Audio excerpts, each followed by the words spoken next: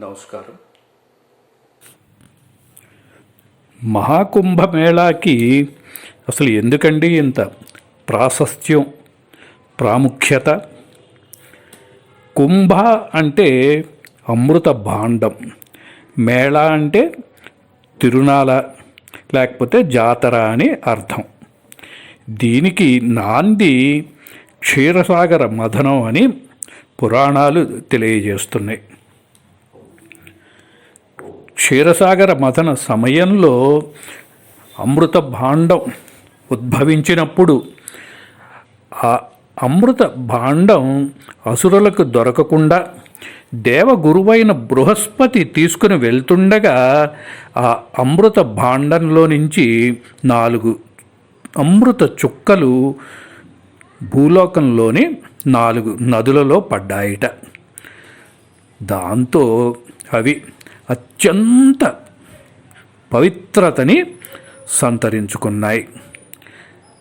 ఆ 4 నదులే హరిద్వార్లోని గంగా, ఉజ్జయినిలోని సిప్రా, నాసిక్లోని గోదావరి, ప్రయాగ్రాజులోని త్రివేణి సంగమం.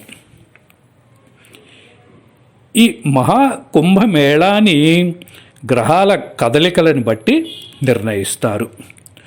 బృహస్పతి కుంభరాశిలోకి, సూర్యుడు మకర రాశిలోకి ప్రవేశించినప్పుడు ఈ మహాకుంభమేళ నిర్వహిస్తారు. బృహస్పతి తన రాశి చక్రాన్ని పూర్తి చేయటానికి 12 సంవత్సరాలు పడుతుంది. కనుక ఈ అమరిక గంగా, యమున, సరస్వతీ నదులు కలిసే ప్రయాగ్రాజులోని త్రివేణి సంగమం ఆ సమయంలో ఆధ్యాత్మిక ప్రకంపనలను పెంచుతుంది. ఈ సమయంలో నదుల్లో చేసే స్నానం వలన ఆరోగ్యాన్ని, జ్ఞానాన్ని అది పెంపొందిస్తుంది అని నమ్మకం. పౌర్ణమి, అమావాస్య, వసంత పంచమి, మహాశివరాత్రి నాడు చేసే నదీ స్నానాలు మోక్షాన్ని ప్రసాదిస్తాయి అని ప్రగాఢ విశ్వాసం. అందుకే మహాకుంభమేళాకి అంతటి ప్రాశస్త్యం. ఒకే చోట ఒకే సమయంలో సాధువులు, బాబాలు, అఘోరాలు, పండితులు మొదలైన వాళ్ళని దర్శించగలిగే అద్భుత అవకాశం అదే మన భాగ్యం.